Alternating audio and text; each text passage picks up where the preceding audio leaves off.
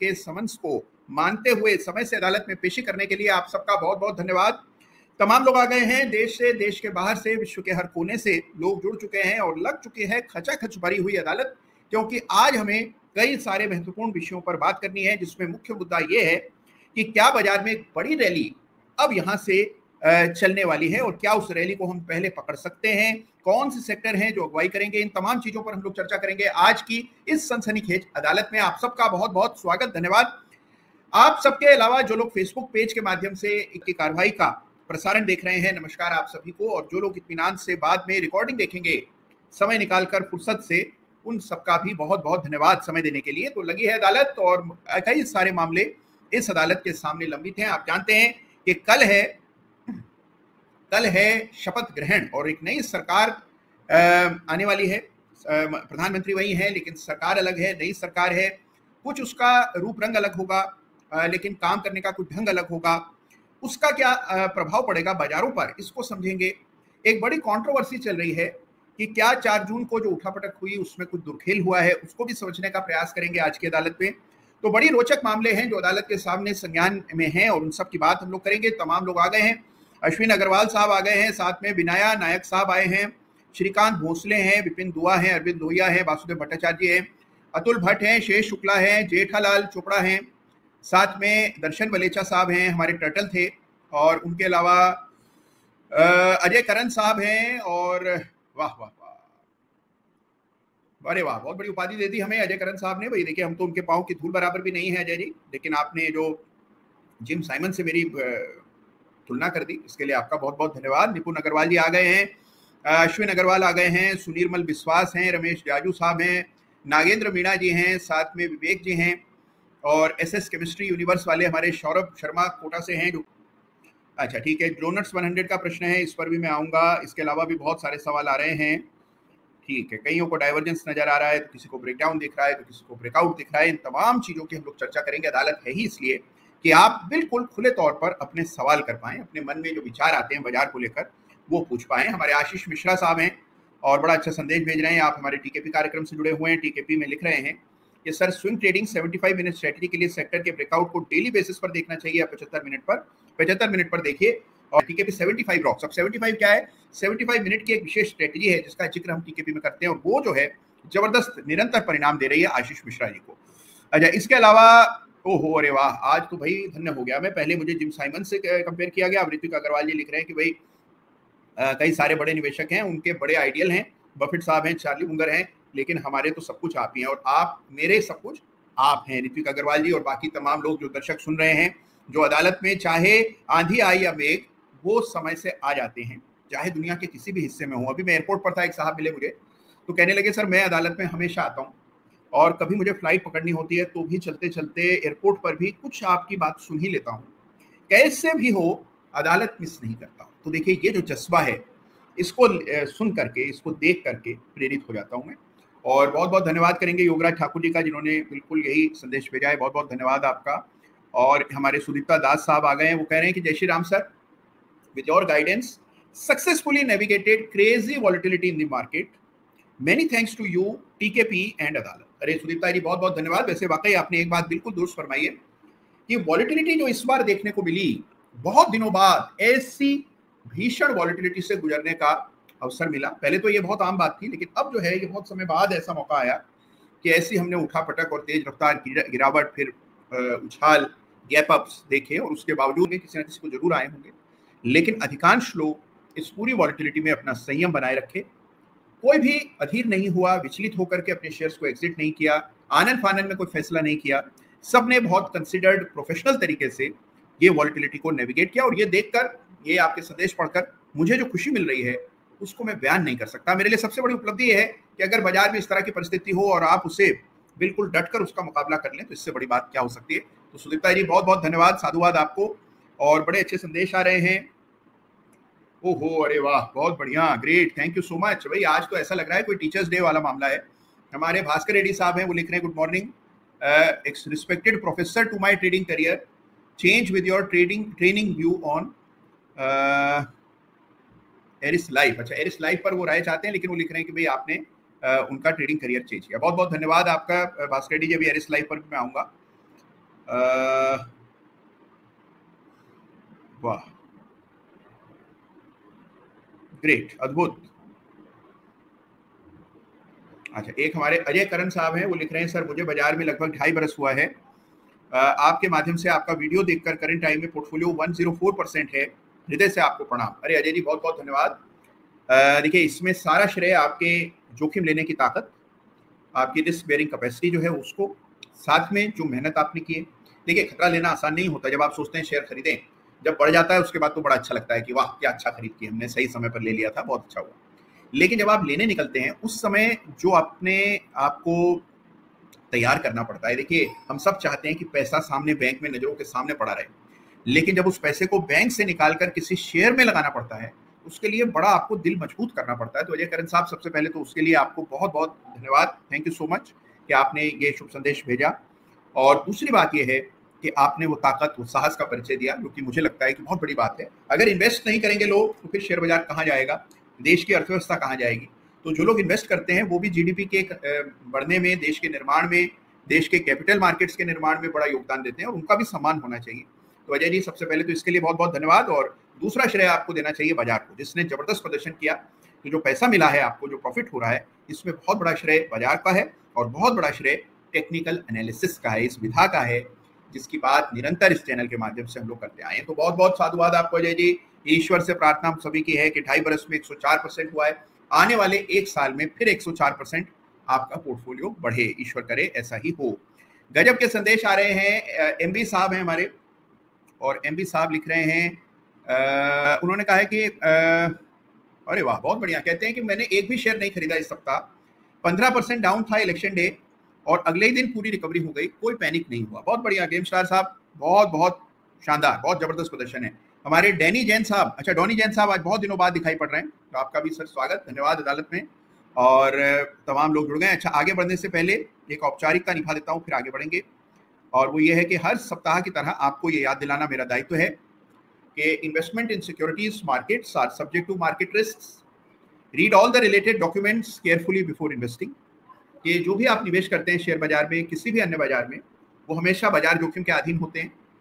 और जब भी आप कोई निवेश का फैसला करें, उससे पहले उस निवेश से जुड़ा हर संबंधित दस्तावेज आपको अध्ययन करना चाहिए उसका, और उसके अलावा जितनी जानकारी आप बटोर सकते हैं उस निवेश के बारे में या उससे संबंधित जो भी जानकारी आप प्राप्त कर सकते हैं वो आपको हासिल करके उसका अध्ययन करना चाहिए। उसके बाद ही निवेश का मन बनाएं, ये बहुत जरूरी चीज है। बहुत सिंपल बात है, अगर आप ऐसे देखें तो ये बात हम सबको पता होती है, कॉमन सेंस है, लेकिन हम कई बार थोड़ी कोताही कर देते हैं या किसी की बातों में आ जाते हैं। सबसे इंपॉर्टेंट चीज हमारे एनालिसिस और ये जो बाजार का जगत है इसमें क्या है, और मुझे शेयर बाजार में एक जमाना हो गया है, तो एक चीज देखिए, याद रखिए, कई बार क्या होता है कि बड़े विश्वास के साथ कोई व्यक्ति आपको मशवरा दे रहा होगा कि भाई ऐसा कर लो, देखो बहुत बढ़िया है, बहुत अच्छा शेयर है, इसमें तो रिस्की नहीं है, ये तो 5 टाइम्स हो जाएगा, ये तो 10 टाइम्स हो जाएगा। हमारा काम क्या है कि ठीक है, कोई व्यक्ति अपनी राय दे रहा है, आपने राय सुनी, राय का सम्मान भी करें, लेकिन पैसा आप ही का लगेगा।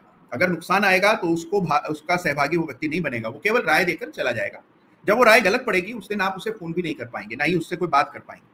तो इसीलिए जरूरी क्या है, you have to be your own जज and make your own decisions, जिससे अगर निर्णय गलत हो जाए तो आप किसी को दोष देते ना फिरें, आप स्वयं अपना निर्णय ले सकें।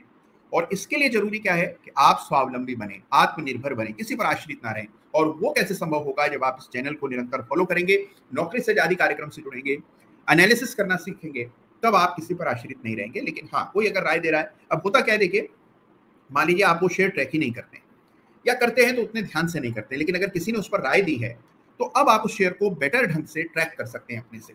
तो राय जरूर लीजिए, शेयर अगर कोई बता रहा है तो जरूर सुनिए, कोई उसके पीछे स्टोरी है, कोई डेवलपमेंट्स हो रहे हैं तो उसकी जानकारी रखिए, लेकिन जो भी जानकारी मिली है उसको वेरीफाई करना, चार्ट्स पर उसका एनालिसिस करना, ये बेहद जरूरी है। तो जब तक आप स्वयं से अपने निर्णय नहीं लेंगे तब तक देखिए आप बाजार में बहुत आगे नहीं जा पाएंगे। तो यही चीज है जो बहुत इंपॉर्टेंट है, और इसके लिए ही लगातार मैं प्रयत्नशील हूं कि आप किसी पर भी डिपेंडेंट ना रहें। चलिए, बात हो गई है, काफी इंपॉर्टेंट बात है। एक चीज और यहाँ कहूंगा झट से आपको कि मेरा कोई भी ऐसा टेलीग्राम चैनल नहीं है जिसमें खरीदने बेचने की राय मिलती हो। अगर आपके पास ऐसा कोई भी प्रस्ताव आया है या आपका नुकसान हुआ है तो उसकी भरपाई करा करके देंगे, इस प्रकार का कोई भी दावा, कोई प्रस्ताव आपके पास आया है, तो ये मान लीजिए कि कोई फर्जी बहरूपिया है, मेरे नाम का बेजा इस्तेमाल करके आपको ठगने की मंशा से प्रस्ताव भेज रहा है। तो इसलिए इससे दूर रहिए। मेरा कोई भी टेलीग्राम चैनल नहीं है जिस पर खरीदने या बेचने की राय मिलती हो, और वजूद उसके हम अवसर का फायदा न ले पाए तो धिक्कार है हम पर। तो इसीलिए चार्ट्स देखते रहना बेहद जरूरी है। तो आइए फटाफट निफ्टी का चार्ट देखेंगे। गजब के संदेश आ रहे हैं और मैं संदेशों पर भी आता हूं। अभी देखिए एक बड़ा इंटरेस्टिंग संदेश आया है। हा, ठीक है, बहुत बढ़िया।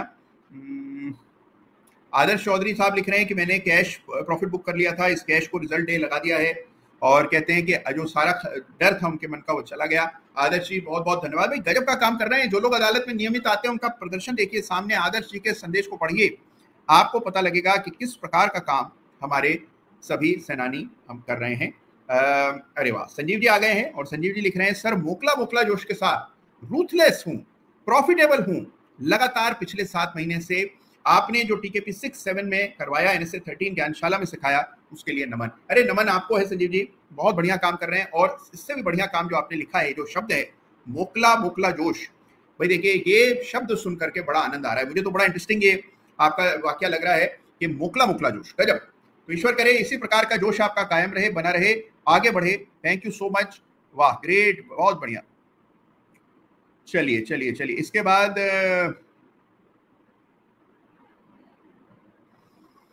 ओके अच्छा, एक हमारे नवीन कुमार साहब हैं, वो लिख रहे हैं कि I have started the process of redemption of all mutual funds and ULIP plans as this market is not trustworthy anymore. This is good chance as market is near all time high although earn handsome profits. भाई नवीन जी, ये तो आपका अपना निजी फैसला है और इसमें मैं कोई हस्तक्षेप नहीं कर सकता हूँ, ना ही हस्तक्षेप मुझे करना चाहिए। लेकिन मैं केवल इतना आपको कहूंगा कि भाई देखिए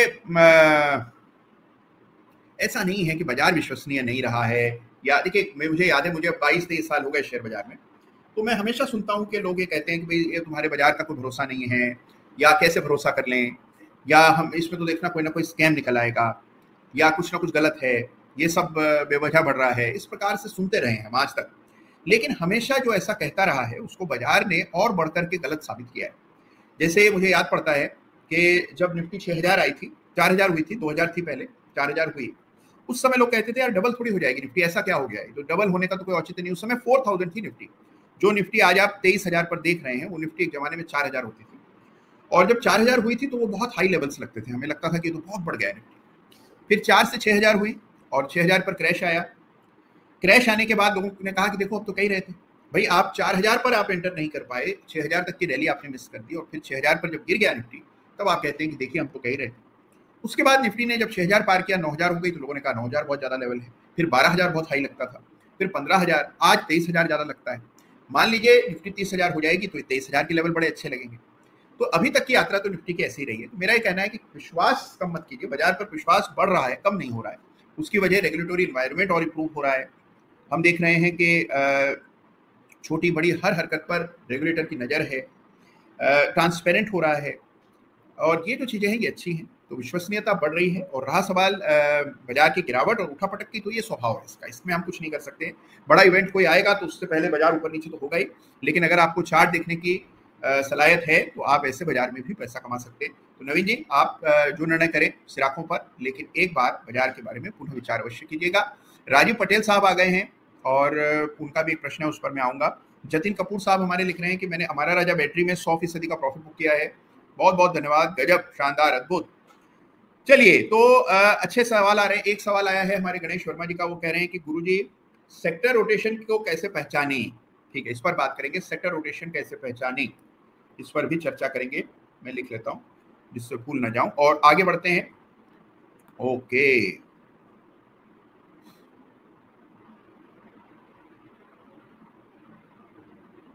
ओहो अच्छा, एक हमारे तपन दास हैं, तपस दास माफ कीजिए, वो लिख रहे हैं गुरुजी आपकी कृपा से हेरिटेज फूड में 40% का प्रॉफिट है। अरे बहुत बहुत शानदार। हेरिटेज फूड जो है, इसमें इसका संबंध आंध्र प्रदेश के नए मुख्यमंत्री चंद्रबाबू नायडू जी से है, और इस वजह से जैसे ही ये निर्णय आए चुनाव के, आपने देखा कि बड़ा उछाल स्टॉक में आया। तो बहुत बहुत साधुवाद आपको। और आपने तो जाहिर सी बात है तपस जी चार्ट देख करके निवेश किया होगा। तो जो चार्ट्स देखकर काम करते हैं वो कई बार निवेश कर लेते हैं। लोग फिर पूछते हैं सर आपको पहले खबर थी। हमें पहले खबर नहीं होती, हमें चार्ट से कुछ अंदेशा हो जाता है। हमें ये नहीं पता होता है खबर क्या आएगी, लेकिन चार्ट कह रहा होता है कि कुछ अद्भुत हो रहा है और हम उसका हिस्सा बन जाते हैं। बाद में खबर आती है और फिर लोग कहते हैं कि आपको शायद पहले पता। ओहो अच्छा, money is power, money is power, power is everything, बहुत बढ़िया नाम है आपका। ये कह रहे हैं कि मैं पिछले 4 साल से चैनल से जुड़ा हूं और आपके जुड़ने के बाद मार्केट पर मेरा नजरिया बदल गया है। धन्यवाद सर जी, ज्ञानशाला 1-2 में जुड़ा था पर ऑप्शंस करने का समय नहीं है। कोई बात नहीं, कोई बात नहीं, बिल्कुल मलाल मत कीजिए, मत सोचिए। कई बार लोग कहते हैं सर हम ऑप्शन नहीं कर पाते हैं, बाकी तो हमें बड़ा मजा आ रहा है, बहुत पैसा बन रहा है, हमारा पोर्टफोलियो यहाँ से यहाँ हो गया, हमने वो शेयर खरीदा था वो इतना बढ़ गया, हम बहुत अच्छा मंथली इनकम भी कमा रहे हैं, सब कुछ अच्छा हो रहा है, लेकिन ऑप्शंस नहीं हो रहे हैं, क्या करें, बड़ी जतन कर रहे हैं। तो मैं उनको कहता हूँ जतन छोड़ दीजिए भाई। किसने कहा है आपको कि ऑप्शन करना ही करना है? कहीं पर किसी किताब में नहीं लिखा है कि ऑप्शन करने जरूरी है, कोई एक्सचेंज का ये डायरेक्टिव आया है। भाई आराम से बैठिए, जो काम आप कर सकते हैं, जिसमें आपको अच्छा रिजल्ट आ रहा है, आप अच्छा प्रदर्शन कर रहे हैं, जिसकी समझ आपको हो गई है, आप उस पर फोकस कीजिए। तो money is power, power is everything. भाई बहुत बहुत शुभकामनाएं आपको, और आप 4 बरस से चैनल से जुड़े हुए हैं, आपने जबरदस्त तरक्की अपने एनालिसिस में, अपनी ट्रेडिंग में देखी है, और इससे बड़ा क्या हो सकता है। ओके, अच्छा, डोनट्स 100 का एक सवाल है, वो कह रहे हैं सर 4 जून को मौका नहीं मिला शेयर लेने का, जब मार्केट में गिरावट थी, तो क्या बाजार फिर से मौका देगा? देगा, लेकिन उस समय भी आप हिम्मत नहीं कर पाएंगे। भाई देखिए, यही तो सबसे बड़ी विडंबना है कि बाजार तो देखिए कई बार 2 कौड़ी के शेयर हो जाते हैं, लेकिन उस समय 2 कौड़ी भी नहीं होती हमारे पास, और ना ही जज्बा होता है, ना ही ताकत होती है कि निवेश कर पाए। तो डोनट्स 100, भाई देखिए आपका सवाल तो बहुत अच्छा है, लेकिन इसमें सबसे इंपॉर्टेंट चीज क्या है? You have to go by what you see on the charts. तो पैनिक ना हो, परेशान ना हो। और टीकेपी का जो हमारा ग्रुप है, उस पर भी मैंने, जब पैनिक बिल्कुल चरम पर था, तब मैंने कहा था कि पैनिक मत कीजिए, थोड़ा संयम रखिए, चीजें बेहतर हो जाएंगी, और वाकई में हो गई। तो थोड़ा सा संयम रखना है। हाँ, मौके तो आएंगे, लेकिन हमें अपने दिल को मजबूत करना है कि जब मौका सामने हो तो हम उसका फायदा उठा पाएं। अच्छा, एक पॉजिटिव थिंग्स है, उनका सवाल है कि sir come into my trading room कब होगा दोबारा? तो बहुत जल्द होने वाला है। मैं कई दिन सप्ताह से आपको यही कहता रहा हूं, लेकिन अब व्यवस्थाएं पूरी हो गई, और बहुत जल्द उसके बारे में पूरी जानकारी आपको मैं दूंगा। अच्छा, इसके अलावा कई सारे और सवाल आ रहे हैं, चलिए सवालों पर मैं आऊंगा। अच्छा, एक हमें मेलबर्न से प्रेम भेज रहे हैं विजय कुमार जी, आपका प्रेम स्वीकार है विजय जी, बहुत बहुत धन्यवाद आपका, thank you so much for your love and for attending the Adalat from Melbourne. बहुत बहुत धन्यवाद आपका। देश से, देश के अलग अलग कोनों से तो लोग आते ही हैं अदालत में, कुछ विदेशी मेहमान भी, यानी कि विदेशों से भी कुछ हमारे मेहमान जुड़ते हैं, उनमें से विजय कुमार जी हैं जो कि मेलबर्न से अदालत का हिस्सा बन रहे हैं। बहुत बहुत धन्यवाद आपका सर, बहुत बहुत अच्छा लगा आप अदालत में आए। ओके, अच्छा, इसके अलावा अरे बाप रे, एक हमारे अशोक शर्मा सीईओ हैं, वाह, अशोक शर्मा साहब लिख रहे हैं कि सर इलेक्शन डे पर टीकेपी 1 मिनट मॉडल से 4.25 लाख अर्न किए, कैपिटल का 22%। जय हो आपकी, जय तो आपकी हो अशोक जी, अगर वाकई में उपलब्धि आपने हासिल की है तो बहुत बड़ी उपलब्धि है, और इसके लिए आपको विशेष हम सबकी ओर से शुभकामनाएं। ईश्वर करे आप और तरक्की करें। राजेश भन्ना बहुत करना है, तो बिना समय गंवाए आइए चार्ट देखते हैं। तो लीजिए, हाजिर है आपके सामने निफ्टी के वीकली चार्ट, और ये जो चार्ट है बहुत इंपॉर्टेंट चार्ट है, ये वीकली चार्ट है, और ये है निफ्टी का वीकली चार्ट। गौर से इस चार्ट को देखें, और जब आप इस चार्ट को देखते हैं तो आप पाते हैं कि भाई निफ्टी में एक बहुत बड़ी कैंडल बनी है। इस कैंडल को हैमर कैंडल कहा जाता है, ये जो विशाल कैंडल आप देख रहे हैं। और मुझे नहीं याद पड़ता कि निफ्टी के इतिहास में, निफ्टी का हमारे पास काफी लंबा इतिहास है, गौरवशाली इतिहास है, लगभग 35 बरस का इतिहास निफ्टी का उपलब्ध है, और इस 35 बरस में कोई भी इतना बड़ा हैमर कभी भी निफ्टी के इतिहास में बना हो, ऐसा मुझे तो याद नहीं पड़ता। एक आधा कोई बड़ा हैमर मुझे याद है, लेकिन इतना बड़ा हैमर, और वो भी इतने बड़े अपट्रेंड के बाद बने, तो उसको वाकई में तरजीह देना चाहिए, इंपॉर्टेंस देनी चाहिए। कुछ लोगों का ये प्रश्न था कि क्या इस हैमर को हैंगिंग मैन कहा जाएगा? हैंगिंग मैन वो हैमर होता है जो कि एक अपट्रेंड के बाद बनता है। तो बिल्कुल आपने सही कहा है, जिस किसी ने भी इसको हैंगिंग मैन है कि नहीं ये प्रश्न किया था, इस प्रश्न का जवाब ये है कि 100% हैंगिंग मैन कहलाएगा। This is a hanging man. Hanging man को आमतौर पर बेरिश माना जाता है, और ये मानते हैं कि हैंगिंग मैन के बनने के बाद कुछ समय के लिए गिरावट आती है, कुछ कैंडल्स बेरिश बनती हैं। तो उस दृष्टि से देखें तो इस हैंगिंग मैन को बेरिश माना जा सकता है, लेकिन ये कोई साधारण हैंगिंग मैन नहीं है। उसकी वजह यह है कि हैंगिंग मैन क्या होता है, जैसे स्टॉक अपट्रेंड में है और उसमें इस प्रकार का कोई एक हैमर बने जिसका विक छोटा सा हो, थोड़ा सा बड़ा हो, लेकिन इतना भी बड़ा ना हो, मामूली सा नॉर्मल औसत विक हो, तो हम उसे हैंगिंग मैन कहेंगे। लेकिन अगर विक जो है वो इतना बड़ा हो कि जितनी पिछली सारी कैंडल्स हैं उन सबसे भी गहरा विक हो, तो इसको हैंगिंग मैन उस तरह से इंटरप्रेट नहीं करेंगे जिस तरह हम साधारणतः हैंगिंग मैन को देखा करते हैं। तो जो हम आमतौर पर सोचते हैं कि हैंगिंग मैन के बनने के बाद बेरिशनेस आएगी, गिरावट आएगी, मुमकिन है कि वो इस बार काम ना करे, क्योंकि हैंगिंग मैन जो है ये साधारण औसत हैंगिंग मैन नहीं। तो पहली चीज तो ये समझ लें।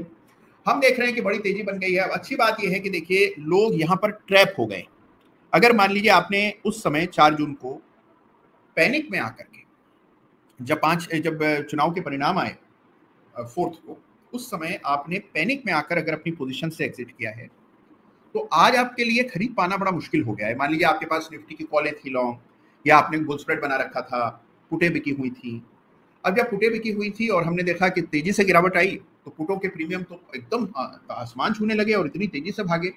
आप अगर स्टॉप आउट हो गए उस समय, स्टॉप लॉस हिट हो गया और अब आपकी जो पुटें बिकी हैं उसमें भारी नुकसान आपका हो गया, तो एक बार के लिए तो आप बाजार से बाहर हो गए, क्योंकि अब आप में ताकत नहीं है कि दोबारा लॉन्ग साइड की पोजीशंस बनाएं इन हाई लेवल्स पर।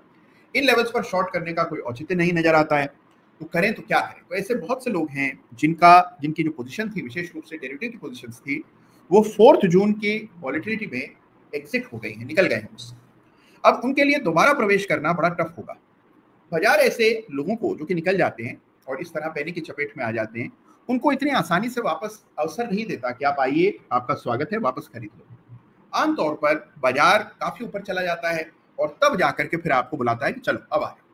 तो इसीलिए संभावना इस बात की ज्यादा प्रबल है कि ये जो लेवल्स हमने देखे, यानी 21,800 के नीचे के लेवल्स जो हैं, इन लेवल्स पर जो लोग ट्रैप्ड हैं, जिनकी पोजीशन इस लेवल्स के नीचे बिकी, चाहे निफ्टी में या स्टॉक्स में या बैंक निफ्टी में, उनके लिए अब एग्जिट, उनके लिए वापस री एंट्री का मौका बहुत समय बाद आए शायद। तो इसीलिए याद रखिए कि मार्केट का स्ट्रक्चर ये कह रहा है कि तेजी की नींव पड़ गई है, नई तेजी की इमारत यहाँ पर इस नींव पर बन सकती है। तो इसको जरूर से देखिएगा। ब्रेकआउट हमने निफ्टी के चार्ट पर देख लिया है, निफ्टी लाइफ टाइम हाई पर ट्रेड हुआ, हाईएस्ट एवर वीकली क्लोज आया, और ये बड़ी बात है जबकि एक समय पर निफ्टी 21,000 पर पहुंच गई थी, 21,300 तक नीचे चली गई थी, बावजूद उसके जो क्लोज आया है वो अभूतपूर्व है, बिल्कुल शानदार है, असाधारण है। तो इसलिए बाजार का चार्ट मजबूत है, ये हमें निफ्टी के चार्ट को देखकर पता लगता है। अगर आप सिस्टम ड्रिवन ट्रेडर हैं तो आपने यहाँ इस तरह की लाइन डाली होगी। क्लोजिंग बेसिस पर आप देखिए पिछले 3 सप्ताह में कभी भी इस लाइन के नीचे बंदी नहीं आई। कहना बहुत आसान है कि भाई देखिए लाइन के नीचे बंदी नहीं आई, लेकिन जब इंट्रा वीक में 4 जून को बाजार में गिरावट आई तो हर ट्रेडर जिसके पास वीकली चार्ट की पोजीशन थी वो भी इंट्राडे चार्ट देखकर एग्जिट करने लगा। लेकिन अगर आप सिस्टम को फॉलो कर रहे हैं तो उससे पूरी तरह से फॉलो करना जरूरी है। निफ्टी में लगातार तेजी कायम है, चार्ट पर नई स्ट्रेंथ आई है, और ये जो बड़ा विक बन गया है, हैमर पैटर्न बन गया है, इसके बनने से नीचे के लेवल्स पर वापस मेजर बाइंग इंटरेस्ट आएगा, इसकी पुष्टि हो गई है। बाजार नीचे जाने की संभावना थोड़ी कम हुई है, तो ये कैंडल जो है ये पिछले सप्ताह की बहुत इंपॉर्टेंट है, तो इसे इंपॉर्टेंस देना जरूरी है। This is a major candle that got formed in the previous week.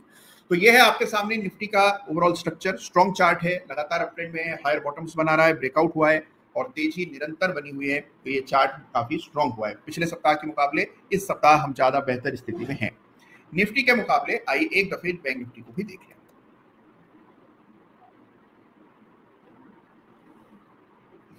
भाई तेजी तो यहां पर भी बनी और यहां पर भी बड़ा विक है। 46,000 के आसपास बैंक निफ्टी चला गया था और अब आप देख रहे हैं 50,000 है। तो बैंक निफ्टी में भी लगभग 4,000 अंकों की रिकवरी हमने देखी है, जो मामूली नहीं है किसी भी पैमाने पर। ट्रेंड पॉजिटिव बना हुआ है, तो बैंक निफ्टी में भी कोई फेरबदल नहीं है, लगातार अप ट्रेंड हम बैंक निफ्टी से देख रहे हैं। So Nifty is got a strong up trend, bank Nifty is got an up trend. दोनों इंडेक्स पर हम स्ट्रॉन्ग अप ट्रेंड देख रहे हैं और ये बहुत ही पॉजिटिव सिचुएशन बनी हुई है। तो दोनों इंडाइसेस पर बहुत स्ट्रॉन्ग अप ट्रेंड हम देख रहे हैं। तो चार्ट बहुत मजबूत है, निफ्टी का भी, बैंक निफ्टी का भी। अब आइए एक दफे निफ्टी स्मॉल कैप को भी देख लें। ये निफ्टी स्मॉल कैप है, यहाँ पर भी बहुत बड़ा बना हुआ है और हम देख रहे हैं कि तेजी लगातार कायम है। दोनों इंडाइसेस पर स्ट्रेंथ दिखाई पड़ रही है, निफ्टी पर, बैंक निफ्टी पर। ये स्मॉल कैप इंडेक्स का चार्ट है, यहाँ पर भी हम देख रहे हैं कि लगातार ट्रेंड पॉजिटिव रहा है। इसमें भी कोई खास गिरावट नहीं आई, जबकि बाजार में इतनी बड़ी तेजी बनी और उसके बाद इतनी बड़ी उठापटक हमने 4 तारीख को देखी। लेकिन स्मॉल कैप इंडेक्स में नीचे के लेवल से बड़ी शानदार रिकवरी आती हुई दिखी है। तो ओवरऑल ट्रेंड जो है बाजार का स्ट्रॉन्ग नजर आता है, स्ट्रेंथ नजर आती है। अब सवाल यह है, देखिए एक बार के लिए सारे पूर्वाग्रहों को अपने मन से साफ कर दीजिए। जो भी आपके मन में विचार है कि नहीं सरकार अच्छी नहीं चलेगी, सरकार अच्छी चलेगी, बहुत विकास होगा, विकास होने में देर होगी, रसाकशी होगी, उठापटक होगी, जो भी आपके मन में अभी विचार आ रहे हैं, उन विचारों को दरकिनार करके केवल चार्ट पर कुछ समय बिताइए, चार्ट देखिए। दूसरी बात मैं आप सबसे ये कहूंगा कि जब आप खुले मन से, बिल्कुल इत्मीनान से कुछ समय के लिए चार्ट देख लेते हैं और मान करके चलते हैं कि एक नया अध्याय शुरू हो रहा है, ये अगले 5 बरस एक नया अध्याय बाजार का, देश की अर्थव्यवस्था का शुरू होने जा रहा है, तो आप महसूस करेंगे कि इसका हिस्सा बनना चाहिए। और इसका हिस्सा बनने के लिए आपको चार्ट्स को डीपली स्टडी करना पड़ेगा, और आप चार्ट्स को डीपली स्टडी करेंगे तो you will find this might well be the beginning of a new chapter in our economy and for the markets. तो इस नए चैप्टर में नई तरह से चीजें लिखी जाएंगी। ट्रेंड बहुत स्ट्रांग है, पावरफुल है, अप ट्रेंड में है। बाजार में बहुत बड़े पैमाने पर नया पैसा आ रहा है, बहुत सा पैसा डोमेस्टिक सेविंग्स तो लगातार बाजार में आएंगी ही। आप ये सोचिए कि क्या अगले 5 बरस में जीएसटी कलेक्शन कम होगा या ज्यादा होगा? क्या अगले 5 बरस में जो हर मंथ एसआईपी में पैसा आता है, जो कि अब लगभग 20,000 करोड़ रुपया पर मंथ एसआईपी के जरिए बाजार में नया आ रहा है, क्या उस संख्या में कोई कमी आने की संभावना दिख रही है आपको? क्या नए निवेशक बाजार में अब कम जुड़ेंगे?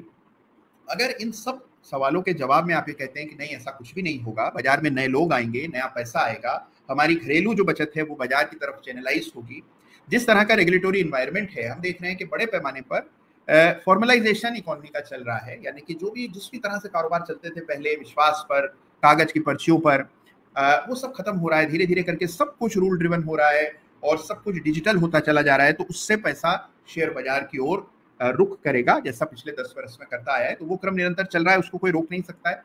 दूसरी बात एक और यहाँ इंपॉर्टेंट है कि बहुत सी ऐसी संस्थाएं हैं जिन्होंने पिछले कुछ महीनों में बाजार में बिक्री की है, इस डर से कि शायद सरकार दोबारा न आ पाए और एक पॉलिटिकल डिसरप्शन हो जाए। अब वो स्थिति नहीं है, सरकार नहीं बन चुकी है, तो बन जाएगी कल। तो आप देखेंगे कि बहुत से ऐसे फंड्स हैं, इन्वेस्टर्स हैं जो बाजार का रुख करेंगे। तो ये है रियल फैक्टर्स जो कि लिक्विडिटी ड्रिवन है, और जो नई लिक्विडिटी बाजार में इन्फ्यूज होगी तो जाहिर सी बात है कि कीमतें जो हैं वो इसके नतीजतन आपको एक इम्पैक्ट दिखाएगी। हमारा काम क्या है? ये सारी बातें अपनी जगह है, लेकिन जो भी निर्णय हम करें हमेशा चार्ट के बेसिस पे करना चाहिए। जब 4 जून को लोग मुझे फोन कर रहे थे कि सर इतनी गिरावट आ गई, फला शेयर इतना गिर गया, या इंडेक्स में इतनी गिरावट है, ये पैटर्न बना है, तब मेरी एक ही राय थी कि थोड़ा संयम रखिए, एक बार वीकली क्लोज आने दीजिए तब बात करेंगे। क्योंकि वीकली कैंडल पर अगर क्लोज जो है वो नहीं आता है उन लेवल्स पर, तो अभी हम नाहक परेशान हो रहे हैं। आखिर हम चार्ट तो वीकली देखते हैं। जब हम वीकली चार्ट देखते हैं तो वीकली चार्ट के बेसिस पर हमारा निर्णय हमेशा वीक के क्लोज पर होना चाहिए। तो हम मध्य सप्ताह क्यों इतना परेशान हो रहे हैं? तो यही इंपॉर्टेंट चीज है, you have to have that discipline and resolve जब आप ट्रेडिंग करें। तो यहां तक हमने बात की, निफ्टी देखी, बैंक निफ्टी देखी, स्मॉल कैप इंडेक्स का चार्ट अभी आप देख ही रहे हैं। और अब आइए एक बार देख लेते हैं कि विदेशों में क्या हो रहा है। ये नेस्डैक है, तो भाई तेजी यहाँ पर बिल्कुल कायम है और बड़ी है। नेस्डैक एक समय पर चार्ट वीक था, आज 17,000 के ऊपर नेस्डैक ट्रेड कर रहा है, तो जबरदस्त तेजी नेस्डैक में है। आइए डाउ जोन्स देख लें, ये आपके सामने डाउ जोन्स है।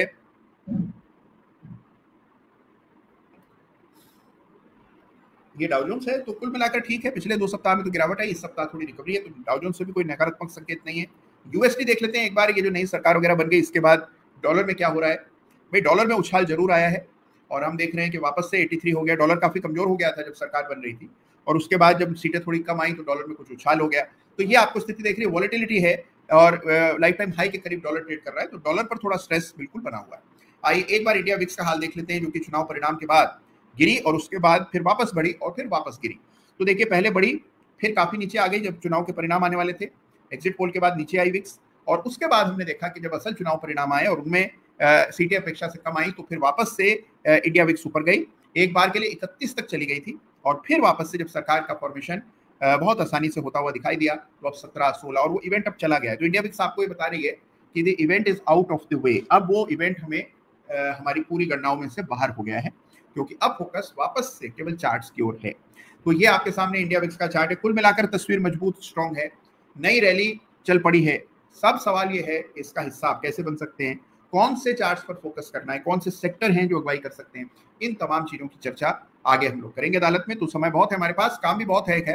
तो आइए काम निपटा दें। बहुत से सवाल जुड़े हुए हैं, लंबित हैं, और साथ में आज हम बात करेंगे मोनिका कौशिक जी से, तो उनको भी कुछ समय बाद अपने साथ जोड़ेंगे। लेकिन उससे पहले जो ये सवाल आ रहे हैं इनको निपटा देता हूं। अरे अच्छा, इस बीच एक जयश्री नाहटा है। ओहो, जयश्री नाहटा जी लिख रही हैं, आई एम 10 years old, केवल 10 बरस की हैं, वाह, और आई सी योर वीडियोस। अरे जयश्री जी और उनके पेरेंट्स अगर साथ में बैठे हैं तो आपको बहुत बहुत धन्यवाद, थैंक यू सो मच। बिटिया को हमारी ओर से ढेरों आशीष, बहुत प्रेम।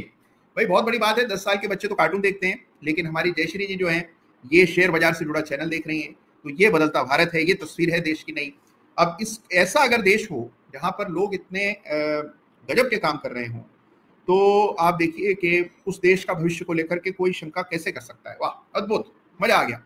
तो ये जयश्री नाहटा हैं जो कि शेयर बाजार की चिंता कर रही हैं, उसके बारे में जानना चाहती है, नई चीजें सीख रही हैं, और बहुत बड़ी बात है। ब्रजेश जी लिख रहे हैं, हमारे ब्रजेश चौरसिया साहब हैं, वो लिख रहे हैं कि what I learn from you this week chart confidence saved a lot of money due to current week turbulence. बिल्कुल सही बात है भाई। देखिए इस सप्ताह तो बड़े बड़ों के होश फाख्ता हो गए। फियरलेस ट्रेडर कुशल का वो ये पूछ रहे हैं कि सर क्या बाजार 2000 पॉइंट डाउन जा सकता है? भाई जाने को तो कहीं पे भी जा सकता है, बाजार पूरी तरह से स्वतंत्र है, खुद मुख्तार है, जहां जाना चाहे जाए, लेकिन चार्ट पर जब जाने लगेगा तो कुछ लेवल्स को उसे तोड़ना ही होगा। जब वो लेवल्स टूटेंगे तब हमें एग्जिट के संकेत मिलेंगे। तो हमारा काम क्या है कि do not pre-empt, do not imagine scenarios. बहुत सारे लोग इमेजिनेशन में फंस जाते हैं, अजम्पशंस बना लेते हैं कि ऐसा ऐसा होगा, ये होगा, मोदी जी को पूर्ण बहुमत नहीं मिलेगा, ये नहीं होगा। तो अजम्पशन बनाने के बजाय क्यों ना हम ऐसा करें, वी गो बाय फैक्ट्स। तो जब आपके सामने चार्ट पर ब्रेकडाउन आते हुए नजर आएंगे, अगर नीचे जाना है तो लेवल्स तो टूटेंगे, वो लेवल हमारे एलओसी के लेवल्स होंगे, और जब वो लेवल्स टूटेंगे तो हम निकल आएंगे। हम कभी भी अपने विचार, अपने हमारा जो व्यू होता है, लोग मुझसे पूछते हैं सर क्या लगता है आपको निफ्टी कहां तक जाएगा, तो मैं उनको कहता हूं कि लगना किसी भी चीज का जो ऐसा भाव है कि ऐसा होगा, ये भावनाएं जो मेरे मन में पहले आती भी थी, उनको इतने साल की ट्रेडिंग में मैंने पूरी तरह से दबा दिया है। मेरे मन में कोई भावना जागृत नहीं होती कि ऐसा ऐसा होगा। जो होगा वो सामने स्क्रीन पर होगा, वो सत्य होगा, और उस समय क्या करना है बस ये आपको पता होना चाहिए। तो पहले से ही मत सोचिए कि क्या होगा उसकी हम चिंता करें, जो होगा सो देखा जाएगा। लेकिन जो होगा उस समय जब आप मौके पर होंगे, आपके सामने स्क्रीन गिर रहा होगा, प्राइस गिर रहा होगा, लेवल्स टूट रहे होंगे, असली बात यह है कि क्या उस समय आप अपने ऊपर इतना कंट्रोल रख पाते हैं कि आप सही निर्णय ले पाए, वो आपका टेस्ट है। तो बेवजह की चर्चाओं में समय जाया ना करें। 10 लोग मिलते हैं आपस में और इसी बात को लेकर के बहस में पड़ जाते हैं कि निफ्टी में देखना अब ये होगा। एक साहब कहते हैं कि देखो निफ्टी तो आएगी 40,000, दूसरे साहब कहते हैं कि देख लेना 15,000 भी निफ्टी का लेवल टूट जाएगा। तो अब इस बहस का तो देखिए कोई अंत नहीं है, दोनों दो तर्क दे सकते हैं कि ऐसा होगा वैसा होगा, लेकिन उससे कुछ लाभ नहीं होता है। लाभ होता है चार्ट्स के सही स्टडी से। तो आइए झटपट कुछ चार्ट्स देखेंगे और फिर सीधे रुक करेंगे मोनिका जी का, और मोनिका जी के जीवन यात्रा और बाजार में उनकी यात्रा पर चर्चा करेंगे। लेकिन फटाफट आइए जो सवाल अदालत के सामने लंबित हैं उस पर निर्णय सुना देते हैं। तो देखिए एक सवाल आया था एरिस लाइफ साइंसेस पर, आज सबसे पहला प्रश्न था। तो एरिस लाइफ साइंसेस के चार्ट का ये आपके सामने दर्शन। भाई देखिए चार्ट है तो बड़ा दमदार, और इस सप्ताह आया ये बड़ा ब्रेकआउट, और यही वजह है कि हमारे जो श्रोता लोग हैं उन्होंने इस चार्ट को आइडेंटिफाई किया। तो एरिस बहुत शानदार चार्ट है और ब्रेकआउट आता हुआ दिख रहा है। और ये जो ब्रेकआउट है इसमें हमने देखा कि 950 का लेवल टूट गया। स्टॉक में एक बड़ी तेजी देखी थी हमने, फिर कंसोलिडेशन, बुलिश फ्लैग पैटर्न बनाए, शायद मंथली चार्ट पे दिखे आपको और बेहतर। ये मंथली चार्ट है, मंथली चार्ट पर डबल बॉटम भी बने थे 2020 में। उसके बाद ब्रेकआउट हुआ 811 रुपए के ऊपर, और वहां के बाद तेजी चल रही। वीकली चार्ट का ब्रेकआउट अभी अभी इस सप्ताह आया है, और शायद यही वजह है कि सवाल आया इस पर। हालांकि अगर गौर से देखें तो ब्रेकआउट पिछले सप्ताह ही आ गया था। तो लास्ट वीक जब हम देख रहे थे इसको 27 मई को, अगर आपने चार्ट का होता तो ब्रेकआउट आ चुका था। इस सप्ताह हमने 9-10% की तेजी, बड़ी तेजी आते हुए देख ली। एक समय के लिए 800 के आसपास भी आ चुका था, लेकिन 1000 पर बंद हुआ। तो इससे कल्पना कीजिए कि कितना बड़ा मूव इस सप्ताह इस चार्ट पर देखने को मिला है। तो ट्रेंड बहुत अच्छा है। अब आपको करना क्या है, फिबोनाची एक्सटेंशन का इस्तेमाल करें और अगले पड़ाव क्या हो सकते हैं उसका अनुमान लगाएं। तो ये आपके सामने चार्ट है। रहा सवाल एलओसी कहां डालें, तो एलओसी लीजिए, ये लेवल है एलओसी का, कोई शंका ही नहीं है। तो 841 के आसपास एलओसी अंकित कर लें, और चार्ट पर लगातार तेजी है, ये तो आपको दिखाई दे रहा है। तो ये हमारे सामने एरिस लाइफ साइंसेस का चार्ट है जिस पर एक प्रश्न आया था। इस बीच अनेकों लोग जुड़ गए हैं और बड़े अच्छे संदेश भेज रहे हैं। ओहो अच्छा, गणेश वर्मा जी कह रहे हैं सर जी आपके लिए दिए हुए ज्ञान का असर ऐसा है कि इतनी वॉलिटिलिटी में भी मैं आराम से घूम रहा था और मुझे कोई डर नहीं था कि लॉस हुआ है, क्योंकि मेरे सारा पोजीशन वीकली चार्ट पर था। बहुत बड़ी बात है गणेश जी, यही सबसे बड़ी ताकत है आपकी। जैसे ही आप बाजार से उस तरह से डिटैच हो जाते हैं, अपने आप देखिए आपके हाथ में अच्छे ट्रेड आने लगते हैं। तो थोड़ा डिटैचमेंट ये बहुत जरूरी है, ये अध्यात्म के लिए भी जरूरी है और बाजार में आपके विकास के लिए भी थोड़ा डिटैचमेंट आवश्यक है, और गणेश जी वो हासिल कर चुके हैं। अच्छा, इसके अलावा बहुत सारे सवाल हैं। अच्छा, एक हमारे दीपक दीप हैं, वाह, दीपक से संतुष्ट नहीं थे, दीपक दीप हैं। ये कह रहे हैं सर आप अपनी पसंद के चार्ट जरूर बताना जैसे आप पहले बताते थे। जय श्री राम। प्रयास करूंगा मैं, जो चार्ट अच्छे लगेंगे वो आपके सामने रखूंगा। अच्छा, आगे बढ़ते हैं फटाफट। और इसके अलावा एक सवाल आया था सोलारा एक्टिव फार्मा पर। ये आपके सामने सोलारा एक्टिव फार्मा, और हम देख रहे हैं कि इसमें भी भाई ये काफी अरसे से अंडर परफॉर्म कर रहा है। एक जमाने में तो बड़ा अच्छा इसने मूव दिया था 2020-21 में, उसके बाद ब्रेकडाउन हुआ, चार्ट पर बेरिश डाइवर्जेंस बनी। ब्रेकडाउन आने के बाद हमने देखा ये कभी उससे संभला ही नहीं, ऐसे औंधे मुंह गिरा के 1700 का शेयर 300 रुपया रह गया। उसके बाद अब कंसोलिडेशन चल रहा है और कंसोलिडेशन के दौर में अटका हुआ है। देखिए कोई समस्या नहीं है चार्ट पर, एक समस्या है केवल, वो ये है कि भाई देखिए अंडर परफॉर्मर है। ऐसे बाजार में जहां पर आप देखिए शेयर डबल हो रहे हैं, ये शेयर नए लोस बना करके अभी अभी लौटा है, तो इससे क्या उम्मीद रखे भला कोई। अब लोग ऐसे चार्ट्स पर ज्यादा फोकस रहते हैं जो अंडर परफॉर्म कर रहे हैं। देखिए, हमारा focus should be on stocks which are outperforming, तो जो बाजार से बेहतर कर रहे हैं उनकी तरफ ध्यान दीजिए। सोलारा के बाद एक सवाल आया था कि ये सेक्टर रोटेशन बाजार में कैसे होता है। तो सेक्टर रोटेशन होता है जब देखिए एक सेक्टर से निकलकर लोग दूसरे सेक्टर का रुख करते हैं, और ये होता है, देखिए बहुत इंपॉर्टेंट कॉन्सेप्ट है ये। इंडेक्स रोटेशन के बारे में तो आपने सुना ही होगा कि इंडेक्स के लेवल को बनाए रखने के लिए जो इंडेक्स के कुछ स्टॉक्स हैं उसमें बिकवाली की जाती है, किसी और शेयर को खरीद करके इंडेक्स को बराबर मेंटेन किया जाता है। इसको इंडेक्स मैनेजमेंट कहते हैं। ठीक उसी तरह से समय समय पर अलग अलग सेक्टर्स पर फोकस करना जरूरी होता है, और उसे हम सेक्टर रोटेशन कहते हैं। तो ये कैसे पता लगता है, पकड़ा कैसे जाता है, इसके लिए आपको सेक्टोरल इंडेक्स के चार्ट देखने हैं। तो देखिए, एनएससी के निफ्टी के सारे सेक्टोरल इंडेक्स के चार्ट उपलब्ध हैं, जैसे निफ्टी फार्मा इंडेक्स है, निफ्टी पीएसयू बैंक इंडेक्स है, निफ्टी मेटल इंडेक्स है। तो उसके चार्ट देखें लगातार, तो आपको सेक्टोरल चर्न जो हो रहा है उसके बारे में अंदाजा हो जाएगा। ओके, चलिए गजब। तो बहुत से और सवाल आ रहे हैं। एक सवाल है कि एक सवाल हमारे डॉनी जैन साहब ने किया है। वो ये कह रहे हैं कि डिक्सन का चार्ट देखिए, डिक्सन टेक्नोलॉजी 5100 पर लिया था इन्होंने, अब ये कह रहे हैं क्या किया जाए। तो आइए चार्ट देख लेते हैं झट से। भाई डिक्सन ने तो गजब ढाया है, बहुत शानदार अप मूव में स्टॉक है। कितना हो गया, अरे बाप रे, 5100 पर लिया हुआ है आपने, शानदार। 5100 आज तक प्रॉफिट बुक नहीं किया डॉनी जी। तो हमारे चार्ट पर भी ब्रेकआउट लगभग 4700 पर आया था, आप उससे भी पहले, यानी कि फर्स्ट ब्रेकआउट पर आपने लिया। 5700 पर फिर ब्रेकआउट हुआ, फिर 6500 पर फिर ब्रेकआउट हुआ, और वहां से आप देख रहे हैं 10,000 का भाव है। अब सवाल यह है कि ऐसे चार्ट पर मान लीजिए आपने कोई शेयर 5000 पे लिया हो, 10,000 हो जाए, तो फिर समझ नहीं आता है कि इसमें एग्जिट कैसे हो। तो यही सवाल जॉनी जी भी पूछ रहे हैं कि भाई ऐसे में एग्जिट कैसे बनाएं। तो इंपॉर्टेंट चीज ये है कि आपको एक ट्रेलिंग स्टॉप लॉस रखना है। ट्रेलिंग स्टॉप लॉस किसी भी एक लॉजिक पर आप रख सकते हैं। मिसाल के तौर पर ये जो पिछली कैंडल का लो है इस पर रख सकते हैं, फिर एक कैंडल बनी बड़ी तो उसके लो पर रख लें। इस तरह से अपने स्टॉप लॉस को रिवाइज करते चलें। किसी मूविंग एवरेज पर भी स्टॉप लॉस रख करके आप ट्रेल कर सकते हैं। तो मेरी राय आपको एक ट्रेलिंग स्टॉप लॉस रखने की होगी। यह है डिक्सन टेक, जिसमें जबरदस्त पैसा डॉनी जी ने अर्जित किया है। आइए, एक सवाल है शक्ति पंप पर, इसको झट से निपटा दें। यह है शक्ति पंप्स। वाह वाह वाह। अब देखिए, कुछ फोकस सरकार का एग्रीकल्चर और रूरल इकोनॉमी की तरफ तो होना तय है, और शक्ति पंप्स में गजब की हमने तेजी देख ली है। कहाँ से चला था देखिए, 2023 में, पिछले साल अगर आप देखें तो ये स्टॉक 550 रुपए 570 रुपए था, आज 2500 रुपए है। तो इससे बड़ा राइज तो मुझे नहीं लगता कि किसी भी बड़े मेन स्ट्रीम स्टॉक में देखने को मिला होगा। साल सवा साल में 5 गुना आपका शेयर हो जाए, और क्या चाहिए। ईश्वर से बस ये प्रार्थना है कि जितने लोग आज इस अदालत में जुड़े हुए हैं, आप सबके इस साल में एक ना एक शेयर बिल्कुल यही तेजी दिखाए जो कि इस चार्ट पर दिख रही है। तो भाई बहुत शानदार चार्ट है। लेकिन अब आप मुझसे पूछें क्या करें, तो भाई देखिए, इतनी बड़ी तेजी के बाद करेक्शन भी उसी अनुपात में आते हैं। तो करेक्शन का इंतजार करें। अगर नहीं खरीद नहीं किए, पहले का आपने खरीदा हुआ है, तो ट्रेलिंग स्टॉप लॉस अति अनिवार्य है, उसको रखें चार्ट पर। यह सवाल है हमारे शक्ति पंप पर। अच्छा, इसके बाद एक सवाल पूछा है हमारे अखिलेश खजूरिया जी ने, और वो कह रहे हैं कि भीकाजी फूड, इसके चार्ट को भी देखिएगा। जरूर मैं देखूंगा, लेकिन उससे पहले मुझे देखना है और बात करनी है मोनिका जी से, जो कि आज के हमारे सेशन की शुरुआत से जुड़ी हुई हैं और बहुत वेट कर चुकी हैं। तो आइए उनका धैर्य का परीक्षा और न लेते हैं और सीधे उन्हें अपने साथ जोड़ लेते हैं। चलिए, तो मोनिका जी से देखते हैं बात हो पा रही है या नहीं। मोनिका जी, क्या मुझे सुन पा रही हैं आप? जी सर, जय श्री राम। जय श्री राम, जय श्री राम। मोनिका जी, कहाँ से हैं आप? मैं दिल्ली तो दिल्ली अरे दिल्ली से ही है। अच्छा अच्छा, अरे वाह, बहुत बढ़िया। थोड़ा काफी समय से मैं बाहर हूँ, इसलिए, but in my heart I am Indian sir. अरे वाह, बहुत बढ़िया। तो विदेश में कहाँ थी मोनिका जी आप? मैं पहले तो माय हस्बैंड्स जॉब की वजह से वी वेंट टू फिलीपींस 99 में। Then I was in Singapore for almost 10 years. बीच में I was in Indonesia, and then I moved back from Singapore to here in Dubai. I am in Dubai now sir. अरे, अब Dubai में। अच्छा, वाह। तो मोनिका जी पूरा भ्रमण कर चुकी हैं विश्व का, और अब दुबई में हैं। और बाजार में आप कैसे आई मोनिका जी, कब से हैं इंटरेस्टेड आप market? Sir, actually I'm a finance management graduate from Bombay NMIMS, and so my interest in finance and stock market was there very much. And when I did my first job, which was in India, उस समय भी मैं मतलब बॉम्बे के बस में ऐसे 8 fold करके इकोनॉमिक्स टाइम्स मेरे हाथ में रहता था. So I was taking trades then, starting then. There was no previous background of family history of such things, but my father was interested, but not much. So I was quite interested. वो मैंने किया. फिर जब India से गए तो उसको mutual fund में डाल दिया. फिर when I was in Singapore, I underwent more trainings at Singapore Stock Exchange.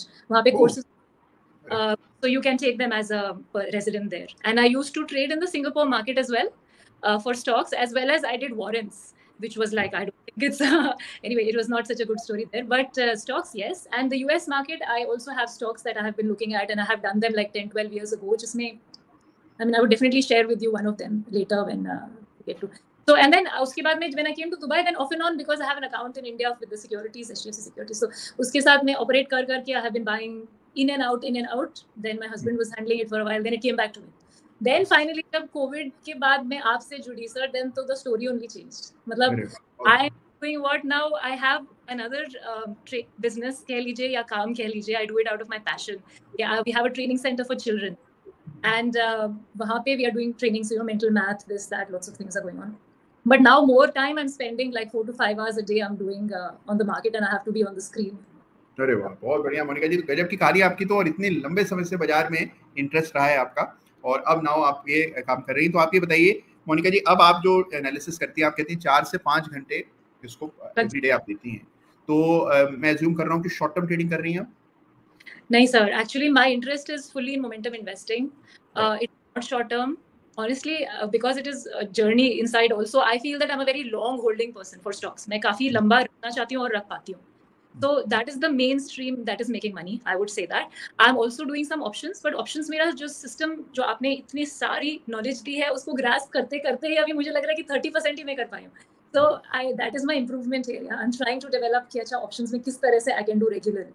But more so momentum investing with all the models जो आपने दिए हैं सर. टीकेपी में, एनएसए में, जो मैं रेगुलरली अटेंड कर रही हूँ काफी समय से. टीकेपी में जुड़ी हुई हैं मोनिका जी आप? टीकेपी में भी हैं? यस सर, टीकेपी 3 से. वाह, बहुत बढ़िया. तो अब देखिए एक अच्छी बात आपको बताता हूँ मोनिका जी की टीकेपी का सीजन 8 शुरू हो रहा है. तो टीकेपी के 7 सीजन हुए हैं और आप टीकेपी 3 से जुड़ी हुई है.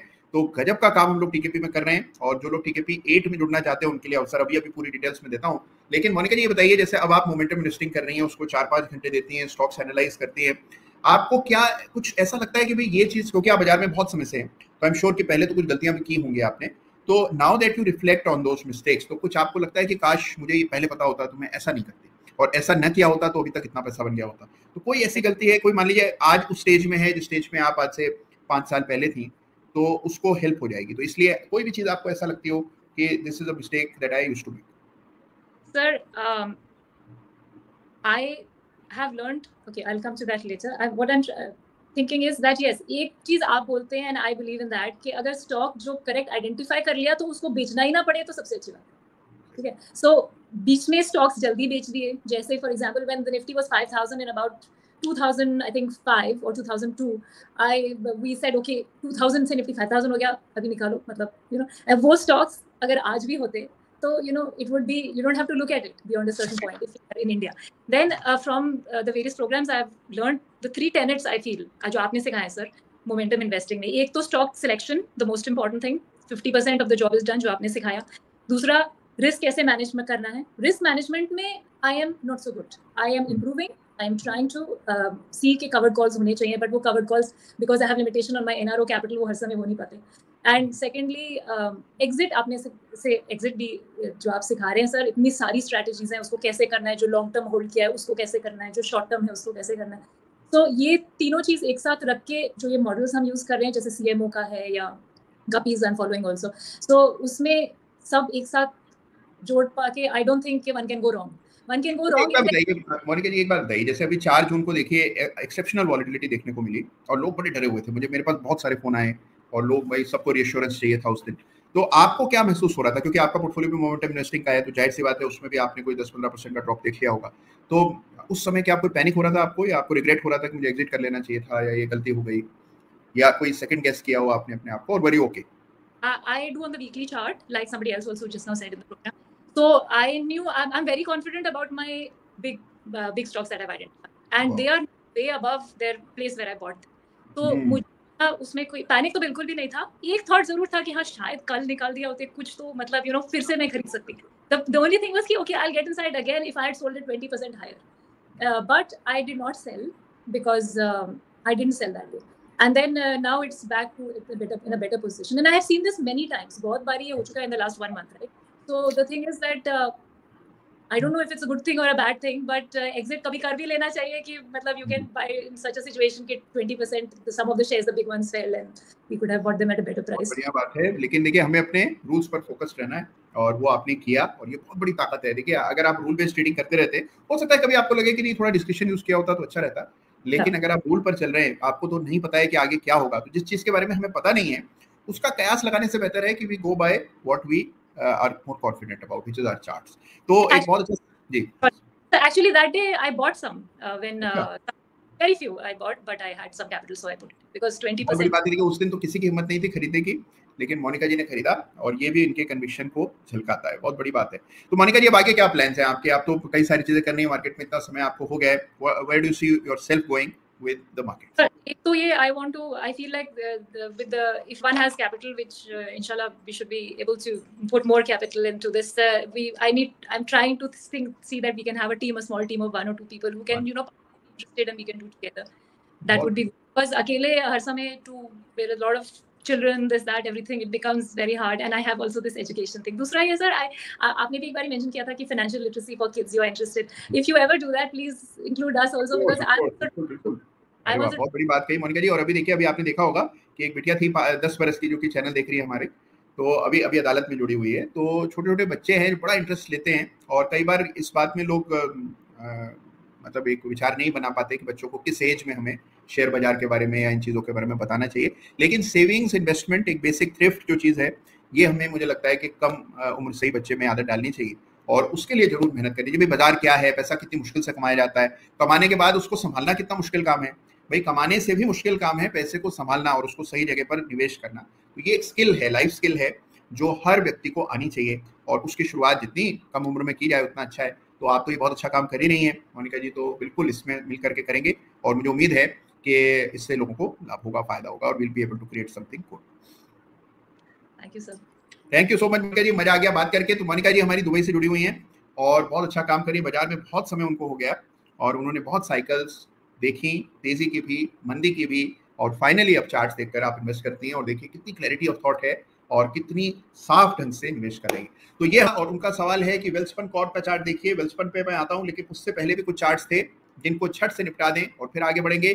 कुछ ही क्षणों में आप चार्ट्स देख पाएंगे। लीजिए, चार्ट आपके सामने हाजिर है। ये चार्ट हमने शक्ति पंप का देखा था। आगे बढ़ते हैं। नेक्स्ट चार्ट जो हमारे सामने है, ये है वेल्सपन का, जिस पर अभी रिति जी का सवाल आया है। ये वेल्सपन कॉर्प का चार्ट है। गजब का अपट्रेंड स्टॉक में देखने को मिला। उसके बाद कुछ करेक्शन आता हुआ दिख रहा है। एलओसी डाल लीजिए और निश्चिंत हो जाइए। एलओसी कहां डालेगी? ये 510 रुपए के आसपास एलओसी डालिए। This is the chart for Welspun Corp, जिस पर अभी भी प्रश्न किया गया है। और एक बार आपने एलओसी डाल दी तो आपकी परेशानियां पूरी तरह से खत्म हो जाएंगी। अरे वाह, हमारे सनी विश्वकर्मा जी हैं, वो भी कह रहे हैं कि इलेक्शन वॉलिटिलिटी से बिल्कुल भी आशंकित नहीं हुए, परेशान नहीं हुए, चिंतित नहीं हुए, और कोई भी गलत निर्णय उन्होंने केवल वॉलिटिलिटी के मद्देनजर नहीं किया। बहुत बड़ी बात है। आगे बढ़ते हैं। एक चार्ट और देखेंगे भिकाजी फूड का, जिस पर पहले एक प्रश्न आया था। तो ये भिकाजी फूड है हमारे सामने। ये है भिकाजी फूड इंटरनेशनल। गजब की तेजी बनी है। आप देख रहे हैं 700 रुपए का भाव। अच्छा, 700 का भाव, गजब की तेजी। अब इसमें क्या करें? एलओसी कहां डालें भाई? ये ब्रेकआउट का लेवल है। एलओसी आप जानते हैं आपको यहां डालनी है। आप ब्रेकआउट के लेवल को ही अपना सबसे क्रिटिकल लेवल मान करके चलें, क्योंकि बड़ा एक्सेलरेटेड मूव पिछले सप्ताह आ गया। 18% की तेजी हमने 17% की तेजी इस सप्ताह देख ली है। तो भिकाजी फूड में गजब की तेजी बनी हुई है, लेकिन लेट हो गए हैं। 700 रुपए का भाव हो गया। इस चार्ट को कब पकड़ना था? यहाँ पिछले सप्ताह पकड़ते तो कुछ बात बनती। अब यहाँ इसको देखने से कोई खास फायदा नहीं है, लेकिन अगर आपने एलओसी डालनी है तो ब्रेकआउट के लाइन पर ही एलओसी डालें और इस चार्ट को स्टडी करें। तो ये भिकाजी फूड हो गया। इसकी चर्चा हम लोगों ने की। शक्ति पंप्स की बात की, वेल्सपन कॉर्प की बात की, और भी कई सारे चार्ट्स की चर्चा आगे करेंगे। लेकिन उससे पहले एक चीज आपको फिर से याद, एक हमारे शौविक बसाक साहब हैं, उनका सवाल है कि मेरा क्वेश्चन है एमटीआर टेक्नोलॉजी आईडीएफसी क्या करना चाहिए। चलिए हम एमटार का चार्ट देखते हैं।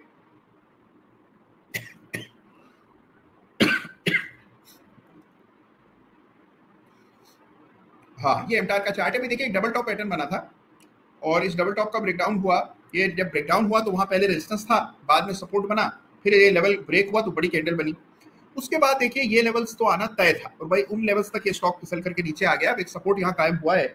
अभी कोई खास ऐसी वजह नहीं है कि इस चार्ट पर हम बहुत समय दें। देखिए, बाजार में इतनी तेजी है, कितने शेयर नए हाईज बना रहे हैं, नए ब्रेकआउट्स देखने को मिल रहे हैं।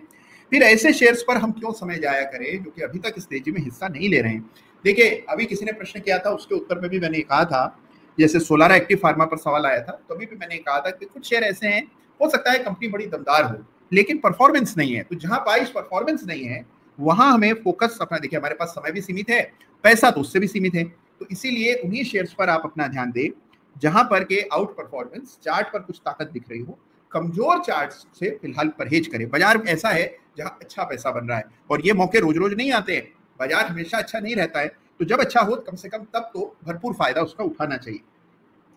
तो ये सवाल है एमटार टेक पर, जिसका जवाब आपको मिला इसी अदालत में, और इनके अलावा भी अनेकों सवाल है अदालत के सामने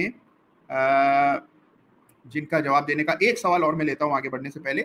एक जोमेटो पर सवाल किया है हमारे श्रीराम मंडलोई साहब ने, और वो कह रहे हैं जोमेटो का चार्ट देखिए। जोमेटो में हम देख रहे हैं गजब का फेरबदल हुआ, एक समय तक अंडर परफॉर्म करने के बाद लिस्टिंग के इसमें टर्न अराउंड हुआ। ये वीकली चार्ट है, बड़ी तेजी बनी, और इस तेजी के बाद हम देख रहे हैं कि अच्छा मोमेंटम बना, वापस से एक अच्छा उछाल नीचे के लेवल देखिए कहां तक चला गया था। इस सप्ताह 145 पर भी मिला है और 185 बंद हुआ, गजब की तेजी बनी।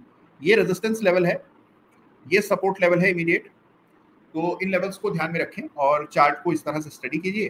तो ये आपके सामने चार्ट है फॉर जोमेटो। बड़ा सपोर्ट अगर आप ढूंढ रहे हैं चार्ट पर तो 150 के आसपास, यही तो बड़ा सपोर्ट है, और 201 पार होगा तो रेजिस्टेंस का ब्रेकआउट होगा, तो इस चार्ट को जरूर से स्टडी कीजिए। ये जोमेटो का चार्ट है, अप ट्रेंड है, उसमें कोई दो राय नहीं है। ट्रेंड लाइन डालेंगे तो ट्रेंड लाइन इस वॉलेटिलिटी के बावजूद भी बिल्कुल आपको अटूट दिखाई पड़ेगी, तो trend line is intact. This is the chart for Zomato, जिस पर मंडलोई साहब ने अभी अभी प्रश्न किया है। इसके अलावा एक सवाल बीबी साहब ने किया है, वो ये कह रहे हैं सर मेरा पहला चार्ट है, हाउसिंग फाइनेंस में बड़ा अक्यूमुलेशन हो रहा है, I am accumulating GIC housing, क्या ये सेक्टर मल्टीबैगर हो सकता है? भाई देखिए सेक्टर को लेकर के तो मैं बड़ा बुलिश हूँ, और उसकी वजह क्या है कि भाई देखिए अगर देश का निर्माण होना है तो उसमें जो कंस्ट्रक्शन साइड है, कंस्ट्रक्शन सेक्टर है, इसमें तो बहुत अच्छा कुछ होना ही चाहिए। देखिए मकान मिलेंगे, ये हम सभी भारतीयों की हमेशा से इच्छा रही है कि हमारा अपना खुद का मकान हो। उससे भी बड़ी बात क्या है कि भाई देखिए जब कंस्ट्रक्शन होता है तो उसमें सारी इंडस्ट्रीज को फायदा होता है, क्योंकि बहुत इंडस्ट्रीज का उसमें दखल होता है, साथ में जॉब और अपॉर्चुनिटीज क्रिएट होती है, एम्प्लॉयमेंट मिलता है। तो हर लिहाज से देखें तो इसका कोई सानी नहीं है। हाउसिंग फाइनेंस तो बहुत जबरदस्त बिजनेस है, लेकिन सवाल यह है कि जीआईसी हाउसिंग, इसके चार्ट को देखें तो क्या दिखता है? भाई एलओसी डालिए, मोमेंटम पहचानिए, मोमेंटम अभी नहीं है, आ सकता है, आएगा तो जरूर बात करेंगे, लेकिन एलओसी जरूर डाल दें। 197 रुपए पर 97 पर डालें इसके में एलओसी। अच्छा, इसके अलावा देखिए बहुत से सवाल हैं, ठीक है, ग्रेट ग्रेट ग्रेट। अच्छा, एक अच्छा सवाल अभी अभी किसी ने पूछा है, अच्छा, एक हमारे भारत मलिक साहब हैं, वो लिख रहे हैं कि सर मेरी वाइफ का बीपी हो गया, उसने तो ब्रोकर का ऐप ही अनइंस्टॉल कर दिया, मैंने उसको समझाया, अब शेयर सब रिकवर कर गए हैं। बहुत बहुत बड़ा काम आपने किया भरत जी, बड़ी बात है, ढाढ़स बजाना बहुत बड़ा काम है। और बीपी देखिए बढ़ रहा है, इसका मतलब क्या है कि अपने आपकी जो साइज है, जो रिस्क बेयरिंग कैपेसिटी है, उससे बड़ी कुछ पोजीशंस बना रखी है भरत जी। तो मेरी सलाह आपको ये रहेगी कि देखिए कोई भी काम जीवन में ऐसा नहीं करना चाहिए जिसमें बीपी बढ़े, जिसमें स्ट्रेस हो, जिसको लेकर के चिंता करनी पड़े, रात को नींद ना आए। तो देखिए ऐसे काम का क्या फायदा, जीवन तो एक ही है, उससे सुख शांति से काटिए। और शेयर बाजार एक फोर्स है, एक पॉजिटिव फोर्स है आपके जीवन में, नेगेटिव नहीं है। शेयर बाजार का स्ट्रेस नहीं लेना है, टेंशन नहीं करनी है, यह सोचना है कि शेयर बाजार उस प्रकार का एक अक्षय पात्र है जिसमें जब पैसे की जरूरत हो आप इससे पैसा ले सकते हैं। ऐसे सोचिए, ऐसे कल्पना कीजिए शेयर बाजार की। तो शेयर बाजार आपको स्ट्रेस का कारण नहीं होना चाहिए। अगर इससे स्ट्रेस हो रहा है तो आपको अपनी पॉलिसी, अपनी स्ट्रेटेजी को रिविजिट करना है। कहीं ना कहीं गलती कर रहे हैं, तो कहीं ना कहीं आपकी जो कैपेसिटी है उससे ज्यादा रिस्क लिया है। तो भरत जी, आपको और आपकी धर्मपत्नी को मेरी राय ये रहेगी to revisit your investments and your risk evaluate करिए एक बार, क्योंकि बीपी नहीं बढ़ना चाहिए, फिर फायदा क्या हुआ ट्रेडिंग करके। चलिए, तो ये हमारे अभी अभी एक सवाल आया था, उसका जवाब गजब के लोगों के अनुभव रहे हैं। 4 तारीख के बीपी भी बढ़ गया कुछ लोगों का। ओके, अच्छा, ओके, दीपक पाटिल जी जय श्री राम कह रहे हैं। अच्छा, इनके अलावा भी बहुत अच्छे अच्छे संदेश आ रहे हैं और उन संदेशों पर भी हम लोगों ने चर्चा करेंगे। साथ में देखिए और बहुत से चार्ट्स की बात करेंगे। और हाँ, चार्ट से याद आया कि कल है चार्ट ऑफ द वीक, कल है रविवार, तो कल चार्ट ऑफ द वीक में मिलेंगे और एक नए चार्ट की चर्चा करेंगे।